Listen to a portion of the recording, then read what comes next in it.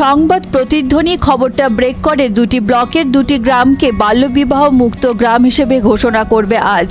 বৃহস্পতিবার বহরমপুর রবীন্দ্র সদনে স্বনির্ভর গোষ্ঠীদের বাল্যবিবাহ প্রতিরোধ এবং স্কুল ছুট রোখার ওয়ার্কশপে মুর্শিদাবাদ জেলা শাসক রাজর্ষি মিত্র বহরমপুরের কৃষ্ণমাটি ও হরিহরপাড়ার খিদিরপুর কলোনি গ্রামকে বাল্যবিবাহ মুক্ত ঘোষণা করলেন।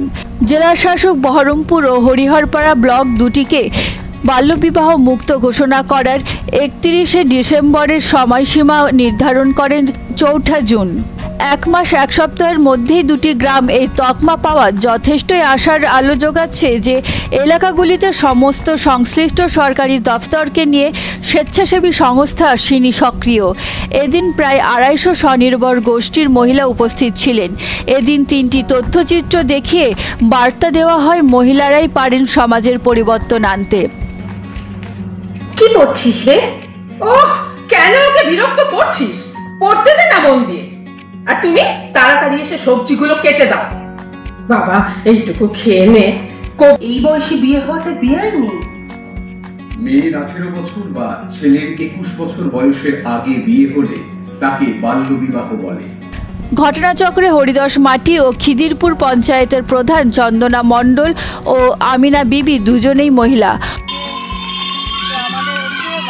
বাল্যবিবাহ নিয়ে যে চারিদিকে যে একটা চলছে প্রচার, সেখানে আমাদের অতিরিক্ত জেলা শাসক আজকে আমাদের বহরমপুর ব্লকের হরিদাসমাটি পঞ্চায়েতকে বাল্যবিবাহ মুক্ত গ্রাম পঞ্চায়েত হিসেবে আজকে ঘোষিত করা হয়েছে।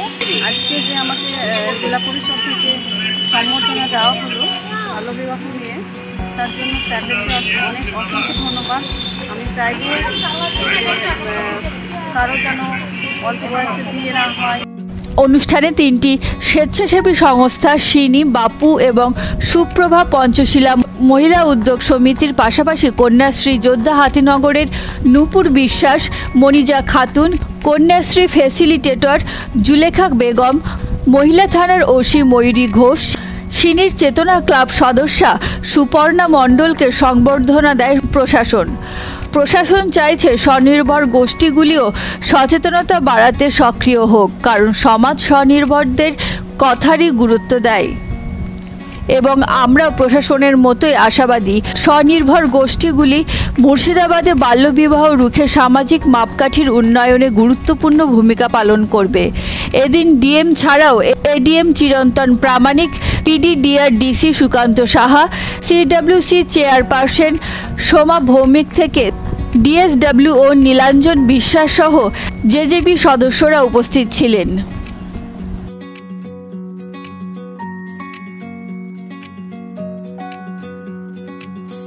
কল্পনা চাওলা, সুনিতা উইলিয়ামস, তারা ভারতবর্ষের মেয়ে। এরকম প্রচুর উদাহরণ আছে, প্রচুর। আপনি যদি 10টা ছেলের নাম বলেন, আমি 20টা মেয়ের নাম বলতে পারি। মেয়েরা কোথাও পিছিয়ে নেই, কোথাও পিছিয়ে ছিলও না, শুধুমাত্র মানসিক একটা বাধা আমাদের মধ্যে কাজ করে। দায়িত্ব বাড়িয়ে দেয় এবং প্রশাসনের কাছে ঋণী করে দেয়। গত 2000 সাল থেকে কাজ করছি। ইরাডিকেশন অফ ম্যালনিউট্রিশন দিয়ে শুরু, তারপর pulse polio immunisation campaign, total sanitation campaign, এই যত ক্যাম্পেইন হয়েছে গত 25 বছরে, প্রত্যেকটার সঙ্গে জড়িত থাকতে পেরে এবং একটা একটা করে স্টেপ যখন আমরা এগিয়ে যাচ্ছি এবং একটা নতুন সমস্যার সৃষ্টি হচ্ছে সভ্যতার বিকাশের সাথে সাথে, এখন এসে পড়েছি আমরা বাল্যবিবাহ এবং টিনেজ প্রেগনেন্সি নিয়ে। এবং আজকে এই সম্মান পেয়ে আগামী দিনে আরো দায়িত্ব বেড়ে গেল কাজ করার। আমি সুযোগ পাই জেলা প্রশাসনের সাথে কাজ করার, যেটা হচ্ছে scheme for adolescent girls Kanyashree প্রকল্প ICDS প্রজেক্ট আন্ডার। সেই প্রোগ্রামের একজন ফিল্ড ফ্যাসিলিটেটর হিসেবে নিয়োগ পাই এবং আমি 4টে জিপির দায়িত্ব পাই এবং সেখান থেকেই জেলা প্রশাসনের সাথে পথ চলা শুরু হয় এবং এই বাল্যবিবাহ এবং শিশু সুরক্ষা বিষয়ক এবং কিশোরীদের ক্ষমতায়নের উদ্দেশ্যে এই প্রোগ্রামটা যখন শুরু হয়, তখন আমি সেখান থেকে বিভিন্ন রকম কিশোরী সমূহের মিটিং করি এবং জেলা প্রশাসন থেকে যে আমাদেরকে মডিউল এবং কিশোরী কিটগুলো দেয়, সেখান থেকে আমি ট্রেনিং করাই। স্কুলে গিয়ে কন্যাশ্রী ক্লাবের মেম্বারদেরকে আমি বিভিন্ন রকম ট্রেনিং করাই এবং সেখান থেকেই আমার পথ চলা শুরু হয়। আমি পুলিশের সাথে যোগাযোগ করি